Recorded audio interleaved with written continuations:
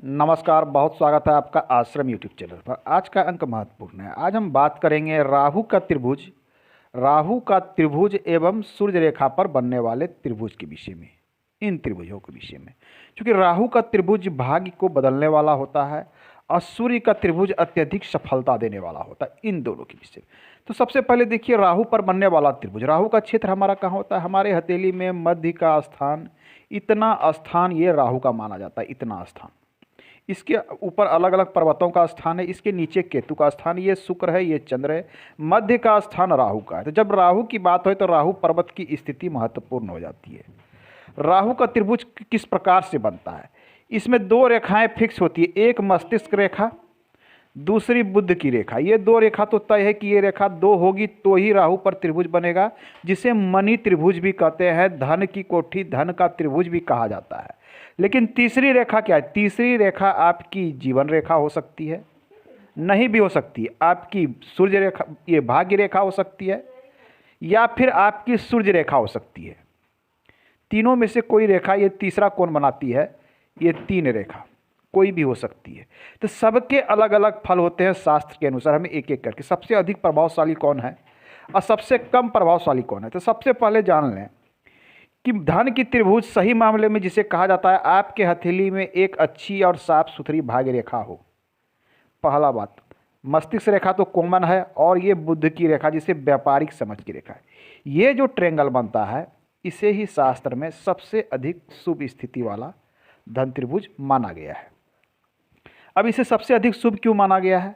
क्या यह धन का त्रिकोण होने से ही धन होगा, नहीं रहने से नहीं होगा? नहीं, ऐसी बात नहीं है।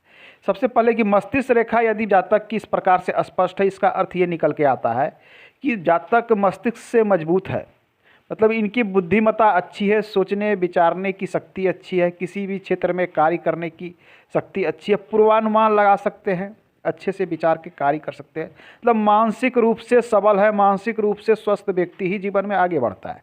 क्योंकि आप कोई भी कार्य करते हैं तो उसमें मस्तिष्क का बहुत बड़ा रोल होता है, इसलिए यहाँ पहली रेखा हो गई मस्तिष्क रेखा। दूसरी रेखा क्या है? ये बुध की रेखा, जिसे व्यवसाय की रेखा कहते हैं। ये रेखा, ये दूसरी रेखा सभी की हथेली में नहीं होती है, इस बात पर भी ध्यान दें। ये उन लोगों की हथेली में होती है जो व्यवसायिक क्षेत्र के अच्छी समझ रखते हैं, मल्टीपर्पस व्यक्ति भी होते हैं, मतलब एक साथ कई क्षेत्र में कार्य करने वाले, व्यवसाय को समझने वाले। साथ में इनकी जो है बुद्धि विचार जो है बहुत अच्छी होती है, लोगों के साथ बात करने की कला, लोगों को अपनी बात समझाने की कला। क्योंकि ये बुध पे पहुंचता है तो बुध आपके वाक शक्ति को दिखलाता है, आपके बात करने की शक्ति और क्षमता को दिखलाता है। तो जब आप किसी चीज़ों को लेकर लोगों के बीच में अपने व्यवसाय को लेकर बात करते हैं, लोगों को अपनी बात रखते हैं, समझाते हैं, तो अगर आप इसमें सफल होते हैं तो आप व्यवसाय में सफल अवश्य होंगे। तो ये महत्वपूर्ण रेखा है जो सभी की हथेली में नहीं होती है। इसकी तीसरी है आपकी भाग्य रेखा। तो ये तीन रेखा का कॉम्बिनेशन है। भाग्य हो गया आपकी समझ, आपकी सूझबूझ, आपकी मस्तिष्क की शक्ति और आपका भाग्य।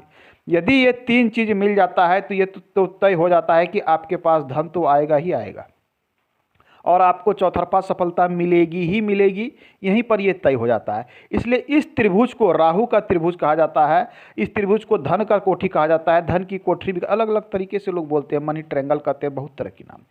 अब इसकी बनावट के साथ इसके साइज भी महत्वपूर्ण होते हैं कि इसका साइज क्या है। कभी कभी होता है क्या है कि ये थोड़े छोटे बन जाते हैं, कि मान लीजिए भाग्य रेखा आपकी इस प्रकार से है, यहाँ पर से एक रेखा बन रही थी, ये छोटा बन गया। तो ये त्रिभुज ये जितना बड़ा होगा, इसका फल आपको उतना ही अधिक और शुभ देखने को मिलेगा। तो ये बड़ा निर्माण अच्छा माना जाता है। अब आइए कि इसकी दूसरी तीसरी स्थिति क्या होती है। ये त्रिभुज कभी कभी क्या, अधिकतर मामलों में ये त्रिभुज यहाँ आपके जीवन रेखा के संयोग से बनता है, अधिकतर मामलों में हमने देखा है। और लोग ये कहते हैं कि हमारे हथेली में धन की कोठी है, धन की त्रिभुज है।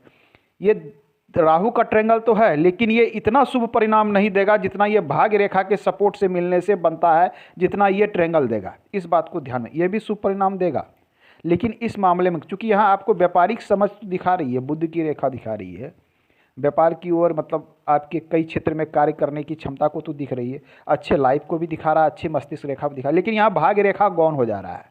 तो भाग्य रेखा महत्वपूर्ण है, चूंकि भाग्य रेखा जो है ये कर्म के क्षेत्र को दिखलाता है, आपको कर्म और आपके परिश्रम में आपके भाग्य के सपोर्ट को दिखलाता है। तो भाग्य रेखा महत्वपूर्ण हो जाती है, इस बात को ध्यान में रखनी चाहिए। क्योंकि जब हम किसी निष्कर्ष पे पहुंचते हैं, किसी की भी हथेली देखते हैं, तो कुछ चीज़ों को बारीकियों से देखने के बाद ही निष्कर्ष पे पहुंचना चाहिए। ऐसा नहीं कि हथेली में हमने यहाँ एक ट्रायंगल देखा जो टूटा फूटा कुछ भी किसी तरह का बोल दिया आपके हथेली में धन की कोठी है अरबपति बन जाइएगा, ऐसा नहीं है। उसके पीछे कुछ चीज़ें हैं, उसे हमें ध्यान से देखनी पड़े। आइए इसमें तीसरा फॉर्मेशन क्या यहाँ से होता है। तीसरा फॉर्मेशन होता है जिस सूर्य रेखा, बुध की रेखा और मस्तिष्क रेखा, इस तरह की भी फॉर्मेशन देखने को मिलती है। लेकिन ये फॉर्मेशन कब मिलता है, ये अधिक कब मिलता है, जैसा कि इस हथेली में हम देख पा रहे हैं कि इसमें भाग्य रेखा यहाँ है, ये इस प्रकार से, इसी में कभी कभी सूर्य रेखा भी इस प्रकार से सपोर्ट कर देती है, मस्तिष्क रेखा यहाँ से घूम जाती है। तो इस प्रकार की स्थितियाँ, ये डबल त्रिभुज का निर्माण, ये भी अपने आप में बहुत शुभ है कि आपको अब तो भाग्य का सपोर्ट मिल रहा था आपको, अब क्या है कि सूर्य का सपोर्ट मिलने का अर्थ होता है आपको, इसको लोग बड़े प्रशासनिक सेवा से भी जोड़कर देखा जाता है, अर्थात सरकार द्वारा लाभ, राज्य द्वारा लाभ, इन सब चीज़ों से भी जोड़ के देखा जाता है सूर्य को आपके नाम से, आपका नाम समाज में कितना होगा या लोग को आपको कितना अच्छा मान सम्मान मिलेगा, अच्छे पद प्राप्त होंगे, वो आपको सूर्य देता है।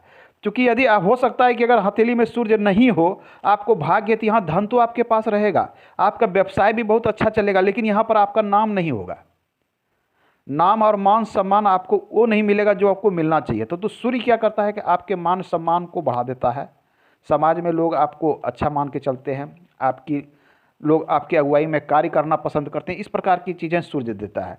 तो सूर्य रेखा भी महत्वपूर्ण स्थिति पे आती है। तो हमें सब कुछ मिलाकर देखना चाहिए कि स्थितियाँ क्या बन रही है, तरह तरह की स्थितियाँ। अब आइए देखते हैं सूर्य का त्रिभुज।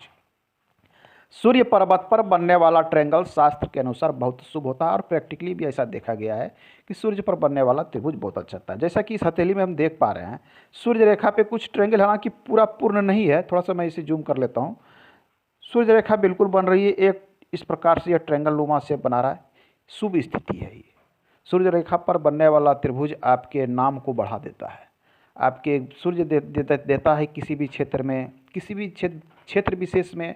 ऐसे तो शास्त्र कहता है कि कला के क्षेत्र में विशेष सफलता मिलती है, लेकिन कला का अर्थ सिर्फ कला नहीं लेना चाहिए। कला का अर्थ एक ये भी निकलता है कि आप किसी विशेष क्षेत्र में आप नाम कीजिएगा। वो क्षेत्र कोई भी हो सकता है, सिर्फ कला का नहीं हो सकता है, आपका कोई भी कार्य क्षेत्र हो सकता है जो आपको अच्छा लगता हो, पसंद आता हो, जिसमें आप अच्छे से कार्य करते हैं। तो ऐसे क्षेत्र में आपको विशेष सफलता मिलेगी, विशेष नाम होगा और आपका सम्मान होगा, ये कहता है। तो ये त्रिभुज यहाँ अच्छी स्थिति दिखलाता है। ये त्रिभुज इधर भी बन सकता है, ये त्रिभुज इधर भी बन सकता है। तो अब है कि इन त्रिभुज के साथ हमें पर्वतों की स्थिति महत्वपूर्ण होती है। सबसे पहले पर्वतों की स्थिति, कि ये त्रिभुज आपको कितना शुभ फल देंगे, ये पर्वत तय करेगी। रेखाएं बहुत लंबी है लेकिन हथेली में बहुत गड्ढा है, शनि पर्वत बहुत दबा हुआ है, तो ये इतना शुभ फल नहीं दे सकती है जितना कि यदि पर्वत की स्थिति अच्छी है। जैसा कि हम देख रहे हैं सूर्य पर्वत की स्थिति हालांकि यहाँ पर अच्छी है, सामान्य से अच्छी अवस्था में है। थोड़ा सा ये बुद्धि की ओर झुका है, तो बुद्धि की ओर झुकना ये एक शुभ फल देने वाला, अर्थात व्यवसाय की समझ को यहाँ दिखला रहा है, बिजनेस की समझ को, ये चीज़ सूर्य यहाँ कॉम्बिनेशन बना रहा है। तो इस हथेली में अच्छी अवस्था में सूर्य दिख रहा है। अब आइए राहु, तो राहु का चीज अच्छे स्तर। अब एक चीज़ जान लें, यदि ये बहुत अधिक गड्ढा रहता है राहु पर, इस प्रकार की रेखाएं बनती है और हथेली पतली है, तो ये इतना शुभ परिणाम नहीं देगा जितना कि आपकी हथेली में राहु सामान्य अवस्था में हो या शुभ अवस्था में हो और यहाँ ट्रायंगल बन रहा हो, तो ये अधिक शुभ परिणाम आपको देगा। ठीक उसी प्रकार से सूर्य अच्छी अवस्था में और रेखाएं भी मजबूत हो तो ये आपको 100% शुभ परिणाम देता है। लेकिन पर्वतों की स्थिति यदि कमज़ोर होती है तो शुभ परिणाम में बहुत तेज़ी से कमी आने लगती है। अत्यधिक पतली हथेली है, पर्वतों की स्थिति अगर नगण्य हो जाएगी तो यहाँ आपको संघर्ष बढ़ा देगा। जैसा कि इसमें देख रहे हैं कि शनि पर भाग्य रेखा तो पहुँची है, इसमें भाग्य रेखा के कई पार्ट पहुँचे, मतलब एक से अधिक क्षेत्र से यह धन का आगमन तो दिख रहा है, लेकिन शनि की स्थिति यहाँ थोड़ी सी डाउन दिख रही, जो ये कह रहा है कि धन का आगमन होगा, लाइफ में धन तो आता जाता रहेगा, लेकिन इसके लिए साथ में संघर्ष भी होगा। जब रेखाओं में आपस में कुछ रेखाएं उलझती नज़र आवे, टूटती नज़र आवे या दबे हुए नज़र आवे, तो इसका अर्थ होता है यहाँ आपको संघर्ष बढ़ रहा है जिस भी क्षेत्र में, जिस भी रेखा पे। तो भाग्य मतलब कर्म के क्षेत्र में थोड़ा संघर्ष बढ़ेगा, परिश्रम कीजिए, फल आपको अवश्य प्राप्त होगा। तो आज के अंक में इतना ही, मिलते हैं अगले अंक में, पुनः बात करेंगे हम। धन्यवाद।